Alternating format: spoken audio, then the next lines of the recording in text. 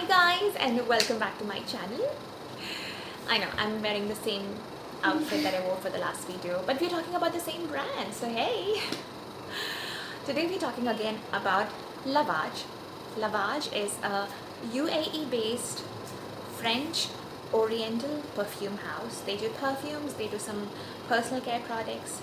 I've already spoken about the Musk Bulgari. Today I'm talking about Marble of Saffron.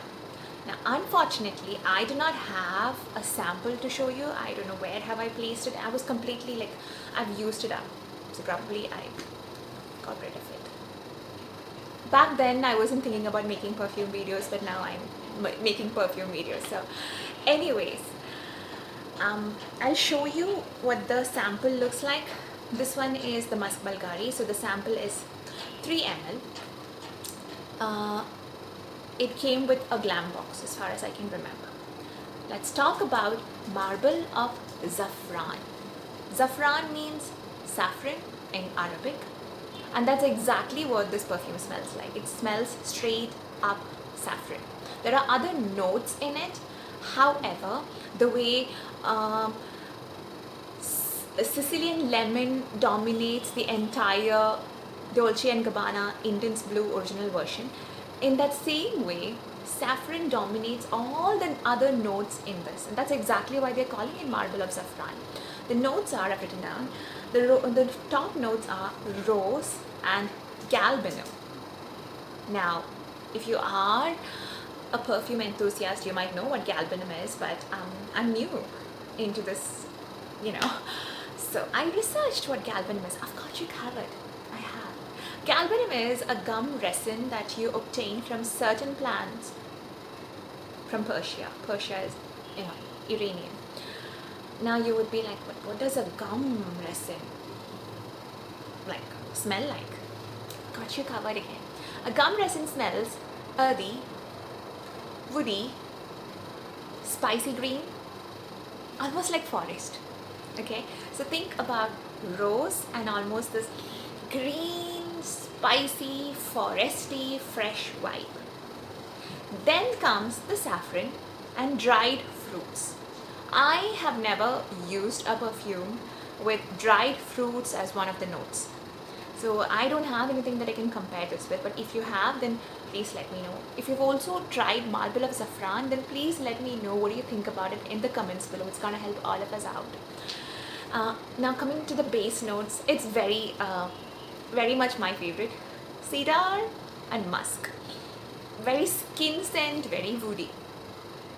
Sorry, not cedar. Musk and amber. Not cedar. Musk and amber, but there is something a little woody about it.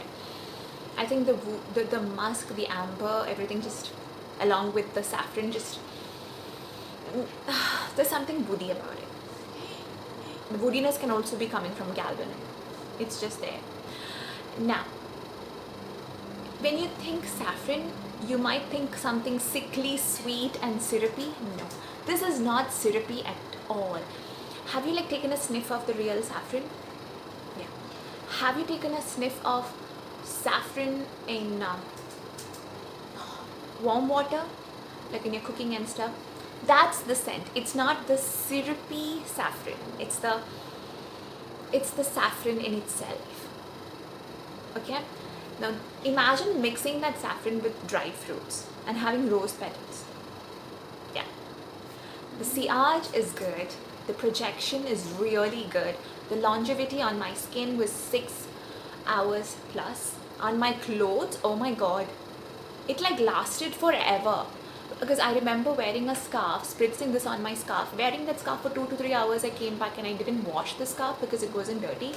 And then I picked up the scarf few days later, and I just wore it and got out of the house, and I'm like, what is that? Why do I smell so expensive? It was this baby. So it lingers on and on and on your clothes, and on your skin it lasts a long time. Again, it depends on how moisturized you are, how much you're sweating, so on and so forth, but projection, sillage, longevity, proud of them. It's a niche fragrance. It smells very unique and expensive.